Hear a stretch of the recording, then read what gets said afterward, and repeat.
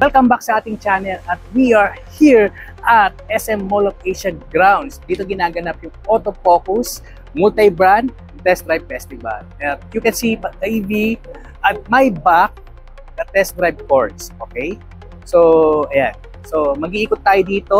Kagaya ng ating palaging ginagawa, titingnan natin yung mga EV na available dito sa event na ito. Alright. Tara, samahan nyo ako ulit. Let's go!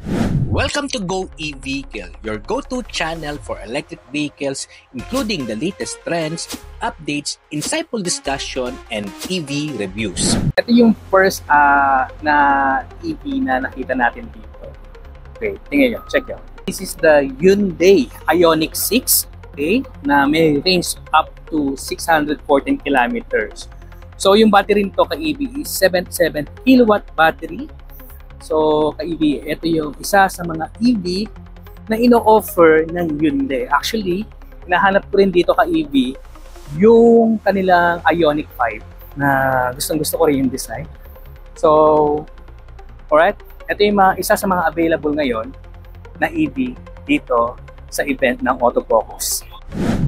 Nakala ko kasi wala dito yung Ioniq 5. So, this is the world performance car na nanalo naman, diba? So, as you can see, isa yan sa mga available ngayon dito na sa event ng Autofocus. At may back, the Aura 03. So, ito yung isa sa mga pwede nyo i-test drive ngayon dito sa event. So, madalas yun naman makita to sa ating channel. At ito. At pwede kayong magpunta rito until tomorrow, November 17. So, ngayon lang tayo nakapunta at Saturday. So, busy-busy tayo yung mga nakaraan. But anyway, ito ang Aura 03.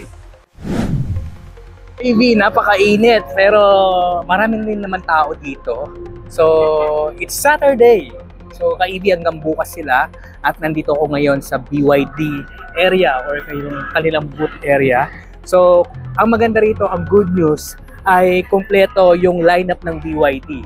So, ka-EV, nandito yung Tang, yung Han, yung BYD Atto 3, Dolphin, and ano pa ba, yung Seagull, at yung BYD Sea Lion 6. And of course, hindi mawawala yung pinakabago nila na BYD Seal. So, ano pa bang inaantay nyo? Magpunta na kayo dito sa BYD booth. So, to test drive yung mga electric vehicle na available na pwede na lang i-offer sa inyo. Isa sa mga napansin ko dito sa kabilang side ng event ng Autofocus, halos dito ay halos mga EV brand. So, tara, samahan niyo ako mag-ikot dito. Here at Jetour, one of the EV na available ngayon dito sa kanilang booth, itong Jetour Dashing IDM. So, isa PHEV or plug-in hybrid electric vehicle na available ngayon sa test drive dito sa Autofocus. Nga pala, yung Jetour Ice Cream nandito rin pala for test drive. So, full EV to. Hindi katulad ng isa na PHEV. But ito, yung isa sa mga naunang mini EV dito sa Pilipinas, Jetour Ice Cream. Nandito tayo sa Dongfang booth and this is the Nano Box na isa sa mga na-vlog na natin. At meron pa sila ka-EV dito na isa rin na gusto nating ma-test drive din, yung kanilang Nami. But, not available yung Nami. Kinuha, ginamit na. But anyway, yun, Nami and Nano Box yung available nila na pwede nyo ma-test drive na EV na nandito sa event ng Autofocus. Tayo sa booth ng VinFast Philippines dito sa SM Mall of Asia Ground. Anyway, ang isa sa mga makikita natin na pwedeng i-test drive dito, yung BF3 nila and also available the BF5. So, tingnan natin yung iba ka-EV.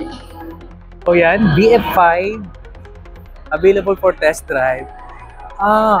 Andito rin yung bago nilang nilaunch na BF7 ng VinFast. So, kaka-launch lang ito last EVAP or Philippine Electric Vehicle Summit.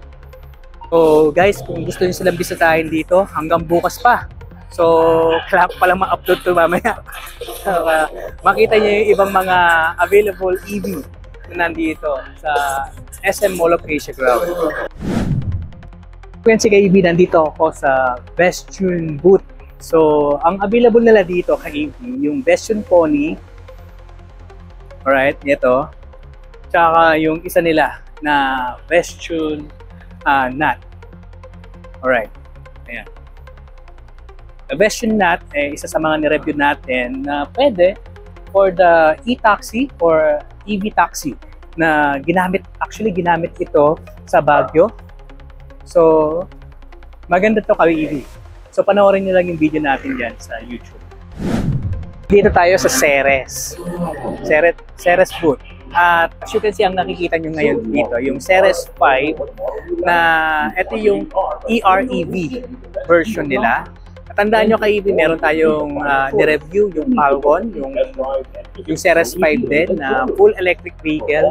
But ito Kaibi ay EREV. So, meron siyang race extender. So, Kaibi, sa full EV nito ay umabot siya ng 160 kilometers. So, the rest ay gumagamit na ng gasolina. So, yun na yung range extender. At same lang din sila nitong Ceres 7 na ERV din. So, yun nga, 160 rin kilometers yung kayang itakbo yung range ng kanyang full EV. So, ayun. Yan, kung gusto nyo bisitahin ang kanilang booth dito, until tomorrow, November 17. And also, for DFSK, itong candy, di ba? DFSK candy. Actually, na-vlog na natin to. Hanapin nyo na lang sa ating video section. So, na-test drive na rin. And also, yan, available din. Itong mini EV na to, full electric, dito sa Autopoco. So available din itong DFSK E5 as a plug-in hybrid electric vehicle at itong kanilang commercial vehicle na e-negosyo. And another PHEV under Link & Co, itong Link & Co 01. At isa pang plug-in hybrid electric vehicle, itong Chery Tiggo 7 na available for test drive. Guys, nandito tayo sa booth ng Omoda and Jayco, and this is the E5. Alright, full electric vehicle na pwedeng i-test drive dito. And of course, yung isa naman, ito yung J06 na mamaya i-test drive natin to. Gusto ko itong itong box square type ng EV. So guys, ready for test drive na rin yan. Tara! Let's go na! Gusto tayo sa ating pag-iikot at medyo nakakapagod kasi hindi ko alam kung mainit or uulan. Kanina pa ganito yung panahon. So, guys, ayan. Sorry kung ngayon lang tayo nakapagbalita na merong ganitong event dito sa may Mall of Asia under Autofocus. Test Drive Festival to Kaibi. And natutuwa ako dati isang isang parking lang. Pero ngayon dalawa na. Siguro dahil marami na rin mga EV na bagong nilabas. So, kung gusto niyo po ng mga ganitong klaseng content about EV innovation, EV events, dito ang Electric Vehicle Channel para magbalita ng mga event na katulad po nito. So guys, ayan, see you tomorrow until November 17 po ito. Let's go!